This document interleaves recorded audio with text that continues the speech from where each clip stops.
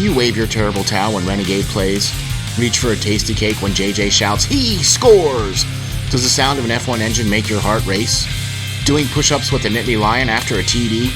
Then lend us an ear, and we will share the exhilaration of Steelers football, the excitement of Flyers hockey, the nail-biting finishes of F1, and the pride when we yell, "We are Penn State."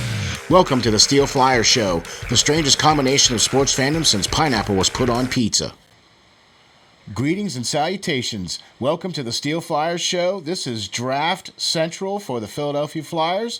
Boy, look at the lineup we got for you right now. Lance Green, we got right there. How you doing, buddy? All right. Yeah, man. Ready. We got the Pearls of Wisdom up there. How you doing, Pearlo? Cheers, brother. Doing fantastic. Man. It's draft time. That's right. Not be fantastic. That's right. And how about that? Professor Joe joining in. How you doing, Joe? Doing really well. It's a good, different time of the year as usual, but a good time of the year is always draft time. I know. And how about that? That's exactly the amazing part. We're talking about the draft, and it's in October instead of talking about the beginning of the season. So that's what we're going to get into right about now. That's what we wanted to have this show about. We wanted to talk about the draft, and we wanted to get everybody's different views and different perspectives on who they think the Philadelphia Flyers are going to pick in this year's draft. So we're going to start right off. Lance, we're going to dive right into the deep end of the pool. Look, Flyers are picking 23rd. Who are we picking? All right, so I think Chuck Fletcher has already kind of alluded to what he's looking for. He's looking for a right-hand shot defenseman. He's looking for some scoring wingers. And preferably, I would like to see some physicality come in it. And that's going to be my basis for this whole draft. Going off of that, it's going to be a hard one because we got no playoff hockey to view from these prospects, and there was no NHL combine. So with that being said, I think the Flyers will hopefully not go to Helge Grinds, 6'3" defenseman from Sweden, which is a right-hand shot. Hopefully they stay away from him. He does skate very well with the puck and all that, but I think we do not need another defenseman first round. The guy I would like to see, even though Lucas Reichel's out there from Germany and Rodin and Mornov are out there, I want to see a big guy like Tyson Forster, 6'1", 194 pounds. He already has an NHL body. He was the leading scorer this year in the OHL with 36 goals and 80 points for the Bay Area Colts. He plays a physical game. He's a sniper. He's an absolute sniper with a big NHL frame already, and that's where I would like to see the team go. I like it. I like what you. The first thing that we talked about yesterday in our show yesterday was size, and the first thing that you said about that player was size. So I'm all with you on that. Look, I understand we need to have speed, and we understand that speed kills and blah blah blah. But you need, as we found out this past year in the playoffs, we got completely physically outplayed in the corners. We got outmatched in the forecheck. So we need bodies. We need bigger bodies that have skill, speed, and can shoot. Joe, Professor, buddy, lay some professor class on me, man. Who do you think? Philadelphia Flyers, 23rd pick. You're the general manager. Who you selecting? Well, somebody that Lance said was definitely someone that's on my top 5 guys that I would like us to go after. My top guy, just because I believe he's going to be a good mix of scoring and playmaking because he reads the play and flow of the ice very well, is Reichel, who he mentioned before mentioning Forster, because he's 6 foot only, but he is a guy that does tend to get into the high traffic areas, and he's not afraid to do so. So I believe as he grows into his body more and develops, he already well to AV, because obviously AV doesn't want someone that's just going to be, which Forster's also a guy that's going to play solid on the defensive end. So that's why I agree with what Lance said too. I would look for Reichel because I think you're going to be able to coach him well. He's Oh, going that's to a good grow into point. his body more. Yeah. And he's a guy that's a good scorer. So I think he can kind of kill two birds in one stone, adding to another great defensive player that can also score to your force. And we know we need more scorers on our team. So. Right. All right. Good deal. Pearlo, hey, man, what do you think? You're the general manager of the Flyers. What do you think? Who are you going to pick? It's a tough one down here. Like we talked about it yesterday, I'm know. almost tempted to trade this pick.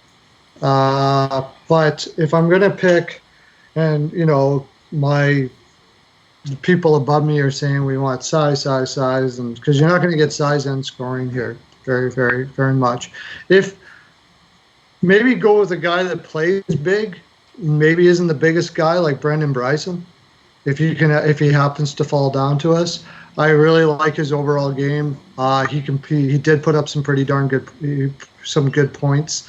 I think his offensive upside still has a lot. There's still a lot of offensive upside there. I do also like Forster a lot. I wouldn't be disappointed with either of them. Yeah, they're both the same type of player. I'm just kind of trying to bring up some names that hadn't been brought up all right now. Reichel, you're going to get I think we're going to get more of a two-way guy with Reichel. I think Forster might have more offensive upside than Reichel, but I think Reichel would be much better defensively than both of them combined. So that would go well with AV. So I do agree. That sounds like an AV type pick, but I might go a little bit off the board here, and it's not going to be a big guy, but it's a guy that I just can't help. It's Kuznetsov, the Russian who is small, but you would never know it. Yeah, plays big. If you watched him play, he plays like he's 6'1", and he's 5'9", and he's got killer skill. He would be a great guy to basically be able to take over in the center position eventually down the road. He can also play wing. He can play everywhere. That's another thing I really love about the guy. I might want to go off the board and take somebody like that if I'm really going to take a pick here and work on size in some other ways. But I wouldn't be too disappointed with Forster, and I wouldn't be too disappointed with Reichel, or they're all really kind of in the same grouping, have a little better strengths and weaknesses or whatever the case may be. Forster, I really like. At worst, Forster's going to be a third line guy that can play the boards. He's going to give you everything he's got every game. At best, he could be a second line guy that puts you up, gives you 50 points, and does all the things I just mentioned. So, yeah I really like. That's awesome. So, look, I have my eyes set on Jarvis.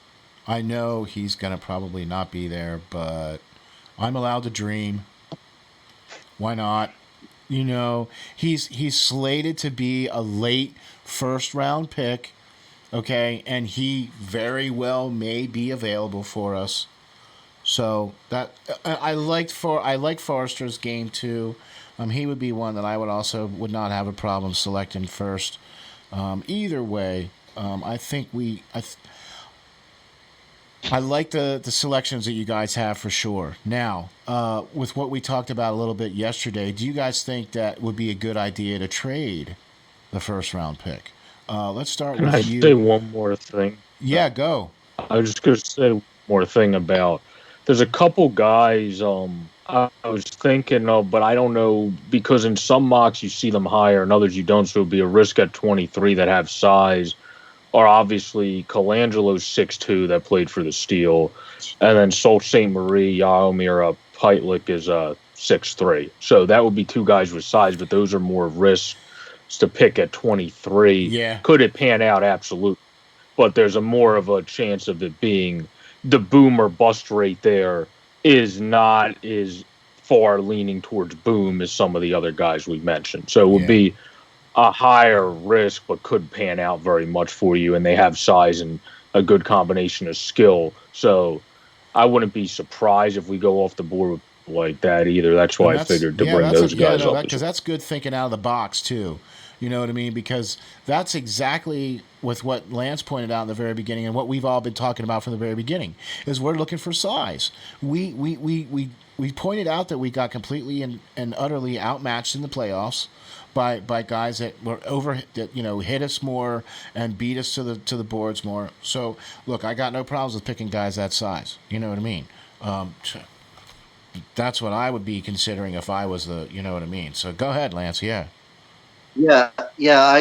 I got a chance to interview Sam, and he was a great kid. I did a couple pieces on him even, and he gave me the time of day to allow me to interview him. And that's a phenomenal kid there. With a lot of potential. I just think it's playing for the Steel this past year. It kind of may have been overlooked more so with bigger teams, guys and stuff. So I think he may fall to the early second round, but he's definitely a first round potential.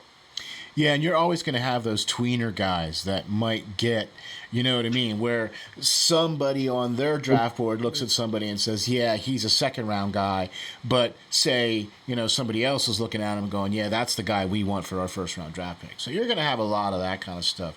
So I'm going to go back to my original question now that we're going to ask Professor Joe. Do you think we should trade the first round pick?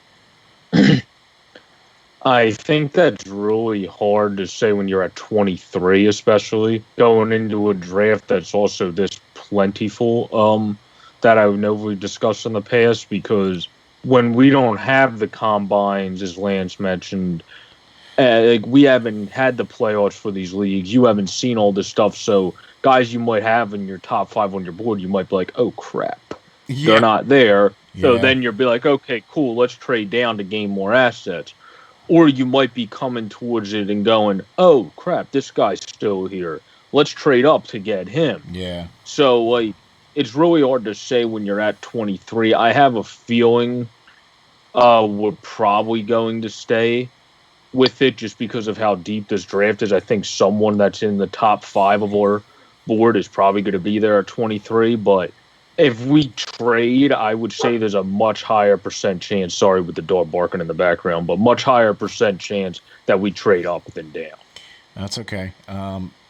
So you think we're going to trade down rather than up? No. I said I think there's a much higher chance we trade up if we do at all, but I don't think we're going to trade. Roger. If we do, there's a much higher % chance we trade up than down. In my opinion. Gotcha. Okay, yeah, that makes more sense too, because that way it gives us a much better pick instead of 23rd. What do you think about that one, Pearlo? What do you think? Do you think we talked about this a little bit last night on our show. Do you think we should trade the first round pick? What do you think? I think the only reason why we traded, and I've mentioned it, and it hasn't been very popular with people that have brought it up to me, is that I would staple that pick to JVR and remove the contract if I could do it. Otherwise, then I would look to then we have some room for free agency and those big bodies that will actually play. That we want JVR to play, or a shooter that's big and can still. I also think I like size. Everybody likes size, and it's great. But I think one of the things that we were missing wasn't even necessarily size; it was compete. The compete level wasn't there with the veterans, and that's pretty much what AV was saying. Yeah, there's no pushback and compete. That's why I kind of like that Russian kid that I brought up. He's kind of that kind of guy. Yeah. I love Konechny. I thought Konechny did well. But trading down is not a bad idea because you brought up Colangelo, those type of guys down there. If we could get 2 seconds for our first, now we can take a little bit of a risk. And clear some cap space. No, I don't think we would clear cap space, but we could trade down and get 2 seconds from a team like Detroit or somebody like that has 3, and maybe go for guys like Colangelo or somebody like that. We have 2 picks now. We could take that kid I was talking about, the Russian kid, and we could take Colangelo. And we have I think that Russian kid's going to play for sure. Colangelo, like Joe was saying, maybe is a higher risk, but if he hits, now we've got 2 really good forwards for our top. Where it kind of depends on who's there. Of course, like we've mentioned, sometimes we have guys that fall down in the draft, and we're like, really, they're there. So we might end up getting some person that we never even Yeah. thought would be there. Lance, what do you think? But That's yeah, why I think there's a higher chance we trade up. Yeah. Do you think? That's why I think there's a higher chance we trade up Yeah. Do you think we'll trade up or if down? What do you we think, do. Lance? Well, in my first article that I did with the seventh round mock draft that I proposed an actual trade back into the second round. There's tremendous depth, like everybody's been saying. I like 3 or 4 different players in the second round, and Fletcher has come out and said that he doesn't think the team will move up into the first round, higher into the first round. He looks to either stay where he's at or possibly fall back into the second. I don't know if we'll gain another second, possibly, but I could see them going after a third, depending on where that second round pick would be coming from. Yeah. And running into that, I'll just go ahead and run through my second round guy since we talked about that already. Depending on how many we get and what we got in the first round, I think Fletcher might look at a guy like Alex Cotton, who's a right-hand shot defenseman. Ooh, Again, yeah. that wouldn't be my pick per se, but he's a big physical kid, positive plus player, goal scorer, had 20 goals, will fight when needed to. But there's another guy like Will Cooley. Will Cooley is my guy. For the second round, I did a piece on him earlier on in the year. He's an 18-year-old left winger. He's 6'2", over 200 pounds already. Another big physical kid that loves to lay the hits out on the ice and just erase people from the play. And to go with that, he has an absolute amazing shot, just an amazing shot, NHL quality already. I think in 18-19 season, he scored 26 goals. Wow. And this year, the shortened season, he scored 22 goals. He would be a great talent. Now, if we got another second-round pick, as Pearl alluded to, I think I would go the Tristan Robbins route. If we could get 2 guys in the second round. Yeah. He played for the Saskatoon Blades, and I think Jamie Bascal just did an article on him and got to interview him. I'm kind of jealous about that. But nice winger, 33 goals on the season, plus player again, great hands, can skate through anybody, another pure sniper. Yeah, I like Yeah. that. Those would be my He is a good guys. sniper. So you think it would be better? You think it would be better then for the Flyers, instead of trading up, to trade down and try to get more second round or lower round picks? So I like that thinking, because I think you and Joe kind of both kind of hit that one a little bit together. You know what I mean? What do you think, Joe? Yeah, well, the playoff, if we trade back another guy I like because of his size, you have to give him a little bit of time because he committed to Boston. But Alex Tuck's brother, Luke Tuck, is a bigger guy, plays similar to his brother. He's a little bit longer term, but he definitely has that straight line skate speed. You just need to get him to focus a little bit more out there full-heartedly, but he has those great instincts just like his brother, and we know the Flyers can use somebody that kind of just changes the momentum of games sometimes when they really look dry out there, and we've seen Alex Tuck do that since being on Vegas for Vegas at different times. When they look dry early, they just chip it up to him, and he straight line skates and scores on a breakaway. Well, that's one of the attributes his brother will also have, along with being a bigger guy that can grow more into his frame and be pretty successful, I think, type of player here that plays the style of hockey that every Flyers fan, especially that loves the old school style of Flyers hockey, definitely loves to have in the city. So I think he's a good one as Yeah, well, I think we're all potentially pretty in the much second. I think we're all pretty much in that boat, for sure. I think we're all that old style. We like that old style. We like seeing guys getting hit. We like seeing bodies banging, and we like seeing goals being scored. And you know, so yeah, for sure. I really like that. All right. Now that we've got some ideas for the first round, and then we also threw a lot of ideas in there for the second round, let's go into the second round and say, all right, now the Flyers, whatever they did for the first round is all done, and now we're into the second round. Okay, so let's go with Pearlo, let's tell me, what do you think? We got the second round, okay, and the Flyers are picking. Who do you like? Well, I'm like he brought up Robbins. I really like Robbins as well. Yeah, Tristan Robbins, good player. Yeah. Yeah, he's on the small again. He's on the smaller side, but I mean, getting a guy that can shoot like that in the second round is like rare to have to come down to. I know. And I would love to see. I see on a lot of mock drafts that Ryan O'Rourke gets down to the second round, and if that's the case, I'm nabbing him all day. I can't. I really can't see him getting down there. Big, huge defenseman. Maybe it's not something that fits into the fact that it's Philadelphia needs that, but that kind of compete level and size that he has, sometimes it's just the best player available, and I think it would be, if you're looking for big guys who can smash bodies, he'll do that all day and the next day too. Fantastic. Like I said, I already mentioned one kid. One thing I did want to mention really quick, I think the reason why they're kind of, I mean, I would love to move up in the draft as well. Maybe even just a little bit and get a guy like Connor Zary, although depending on Patrick, we probably don't need a center. But I love that. I kind of like that guy, and he sounds like he's slipping down. But I imagine what Chuck Fletcher found was the price to move up was just too extravagant, I think. And that would be the reason why he wouldn't be moving up there. Yeah, very true. Yeah. So... But all right, that cool. would, I like some of those picks, Fruity, man. I like some of those picks. Fruity, maybe another one there, but I liked all the picks that they said. But for sure. I like all those picks you got there, man, because that addresses some of the issues that we need. You know what I mean? And look, we already know that guys that are going to be picked in the draft are 2-3 years out for the most part, unless you're the top 3 picks. You know what I mean?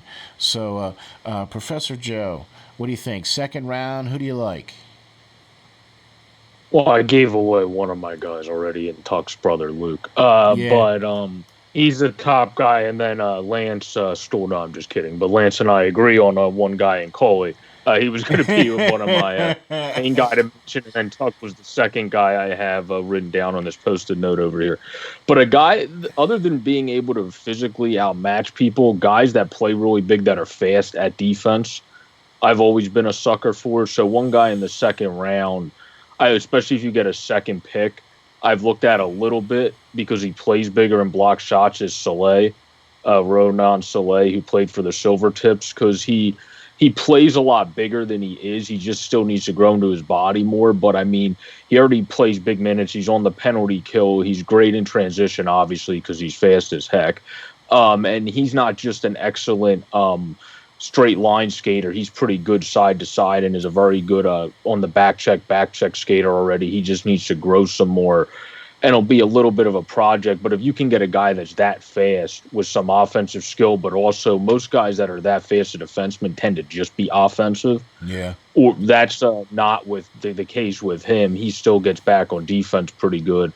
I figured that has a chance in the second round, especially if you can get a second pick like we're talking about, to be a steal of a type prospect, because you don't see defensemen like that usually with his lightning speed that are actually good on both ends at his size, that are willing to block shots and get into the dirty areas of the ice at his size. These are all such great ideas. Lance, second round, I mean, I think we got a lot of great ideas here. And I got to tell you, the one name that I didn't hear you guys saying, and I might butcher it, but I'm going to say Emile Andre. Did I say his name right? Yeah, okay. And he's even actually a smaller player too. But, I kind of like him. I like his game a little bit.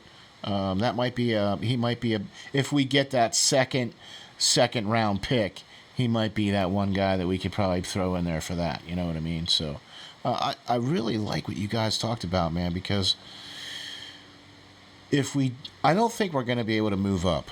And if we do, it's going to have to be some kind of major blockbuster deal, or something's going to have to be, there's going to have to be some kind of major something in order for us to move up. You know what I mean? And I just don't see us doing that. And I'm going to go a little bit out off the range here on this. or off the reservation, what do you want to call it? I think we're going to stand pat. I think we're going to pick our selections, and that's going to be that. And quite frankly, I think we're going to re-sign Myers, and I think we're going to move forward with Patrick and get him on the ice, and we're going to roll with Patrick and Lindblom, and the guys that are gone are Thompson and Grant, and sadly Pitlick, but oh well, and Braun. So we got rid of the dead weight, and we're picking up some players that we're going to need in the future, and we're going to roll. I think we're just going to roll with what we got because we just don't have the money to do anything. And unless we do what like Pearlo said, and we drop a major deal for, like, if we can shed JVR or if we can shed Ghost or one of those kinds of players, we're not. Or Niskanen if or you give whatever. up his final. Yeah, whomever. You know what I mean? We're not going to really be able to do anything much. You know what I mean? So. Did I say JVR was $6 million again? I think I did too. I keep on wanting to believe that that's the truth. It's $7. Yeah.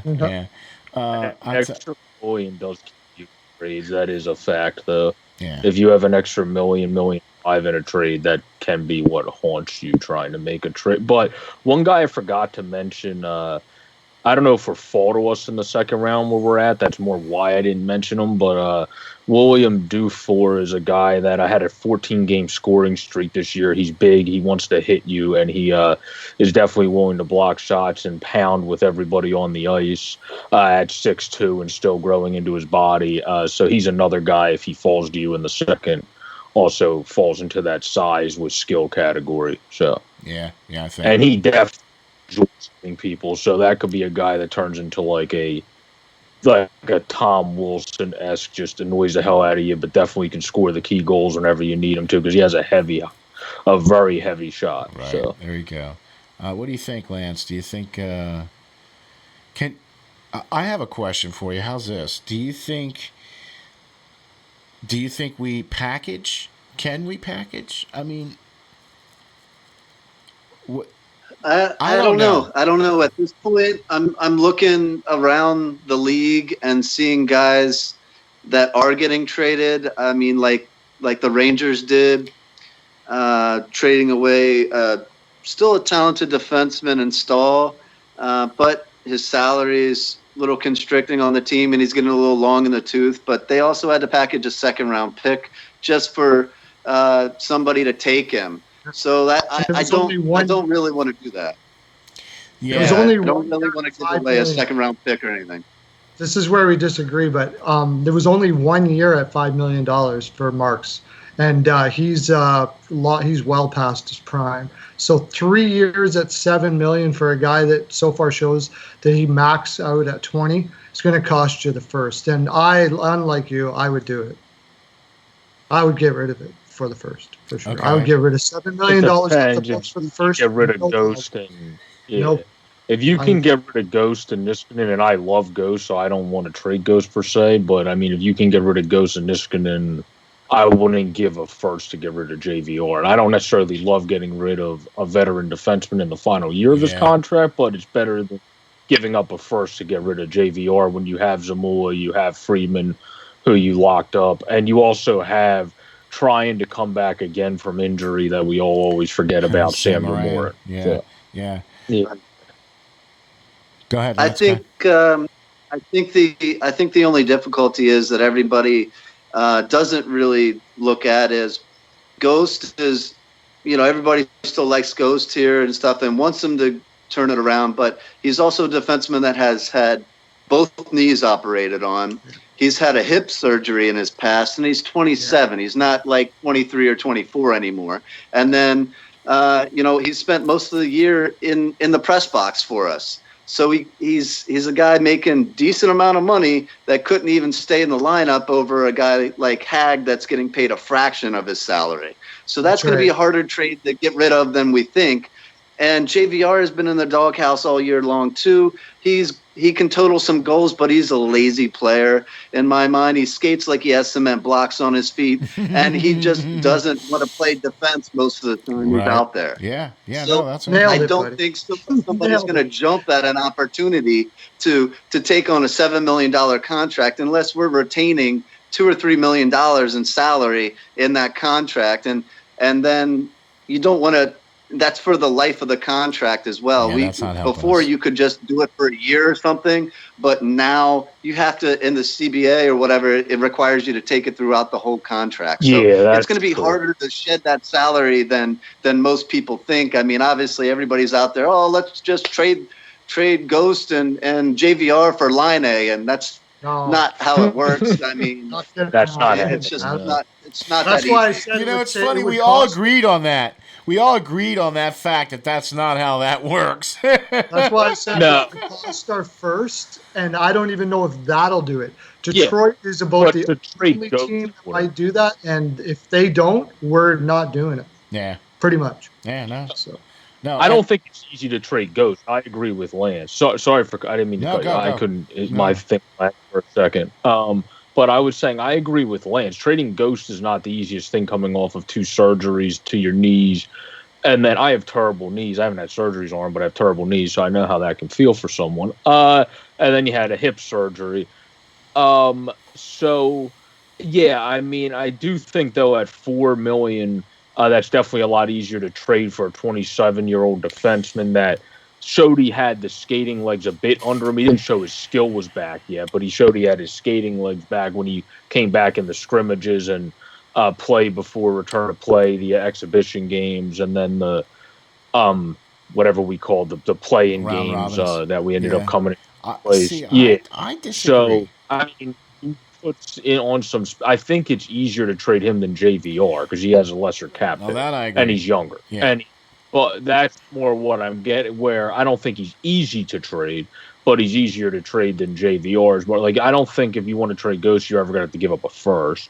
Right. You might have to give the pick. I think you had to give up is the one we don't have. I think the pick you would have had to give up was actually a third, probably, to trade Ghost, because then you wouldn't have to give up your second. But because you don't have your third, now you would probably have to give up your second if you want to trade Ghost. Yeah, because you won't be able to give your fourth. Probably not. No, yeah. Most likely. See, I disagree. So. I think Ghost has more value than we realize. And the reason why I say that is because there is a team out there that potentially looks at him as a top 6 or a top 4 defenseman.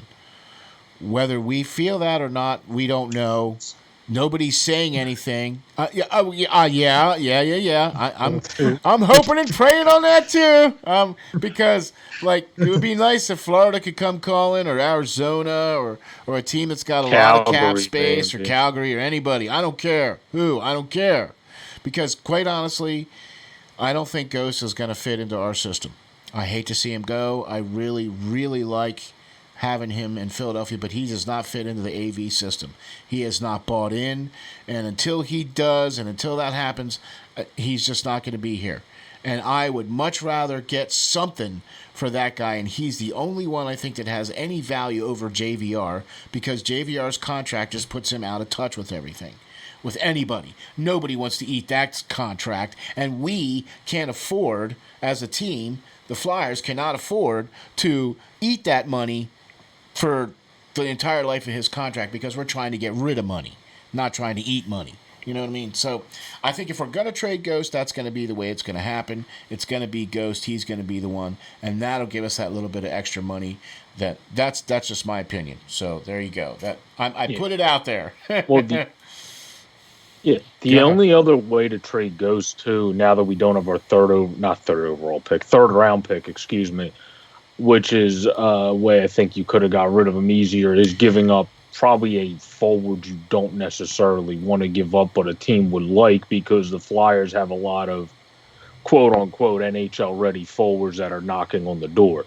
So if you trade one of them, that might sweeten it, or they might already want an NHL-ready forward, which would then probably be asking for, at minimum, Michael Raffle, but I would think the guy they would be asking for would probably be potentially Scott Lawton, which I don't really like doing. That does not make me warm and fuzzy inside whatsoever. Yeah. So that's how you know you're right. If it doesn't make you feel good, that's probably what you're like. Lance, what do you think? You obviously agree with that one, right? Yeah, I think a guy, if anybody's going to be a package deal, most of our prospects that are NHL ready have already come up. We're about a year or so away from the next crop coming up. I think that Scott Lawton is definitely a name that would be on everybody's add-in list if they had to take on a contract of Ghosts or JVRs, just because his versatility to be able to play wing, play center, play power play time, play penalty kill time. He does it all for us. He's a guy that I don't know why we kept around for so long. He took quite a while to develop.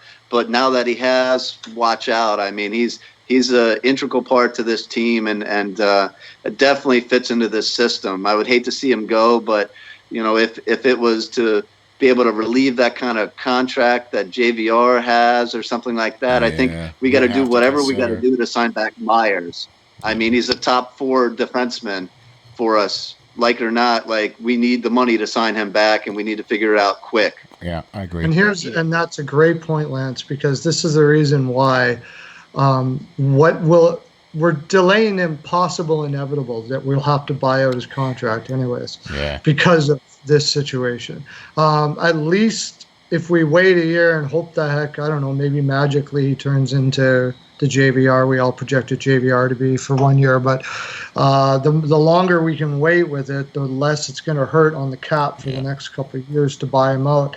That's why I say if Detroit, who's got tons of cap room and is not looking to be in the mix for next couple of years, is willing to take, and I agree with Lance as well. Most GMs are going to look at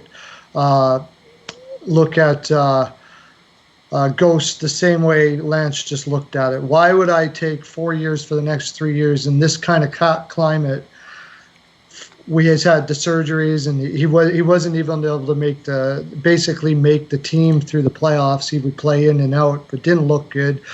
Why would I do that? Yeah. And give you something. Yeah. And I don't think it's only going to take a third. Mm-hmm. I really don't, because if I'm Stevie Yzerman or somebody like that, and I got cap space, I don't need to take your guy. I just don't need to at all. So you're going to have to make it pretty. They have so much leverage. Take you. Yeah. Cap space has so much leverage right now that they can go. We want your first for Ghost. Yeah. We want your first attached to him. They can do that. And I don't. A third to me in that situation is not enough. If I'm a general manager, it's not enough for me. See, at that point, you shouldn't trade Goes. I'm not giving up a first to trade $4 million off. Yeah, like, exactly. One thing if I'm giving up a first to trade $7 million off my team, but there's no shot in hell I'm giving up a first to trade $4 million off my team. Like the year that I would, because I'll make it work with Ghost. I'll hum and haw on it, depending on whether it means signing Myers or not. Yeah, well. Yeah, that's really what it comes down. The biggest piece. Exactly. That's the biggest piece for signing Myers. We need to re-sign Myers, and we're going to have to do something that we potentially don't want to do in order to do that with the re-signing of Elliott and some of these guys still, even with a reduced price. Yeah. Yeah. That potential thing could also be that we all haven't considered, because we just never think it'll happen in a million years, would just be not signing Patrick, because you could just not sign him, and then that would save you the money there. He would drop, and then anybody that wants to sign him could sign him. And you know what? If that happened, I'd be okay with that. I'm just saying, I like Patrick, they don't think he's going to play at all, right? Because I would cry inside, really, seriously, like that. I don't know if it fully means that. It could mean that they don't know if he'll fully be able to play to the abilities that we thought that he could play because of his. I think that's more what it would mean. Not that he couldn't play at all. Right. It's that can play to be the level of what you drafted him to be, So do you want to keep him around and have to pay him when you have a defenseman can play to the abilities and that you we think he need, can play to? and as an integral that you part, also very much so.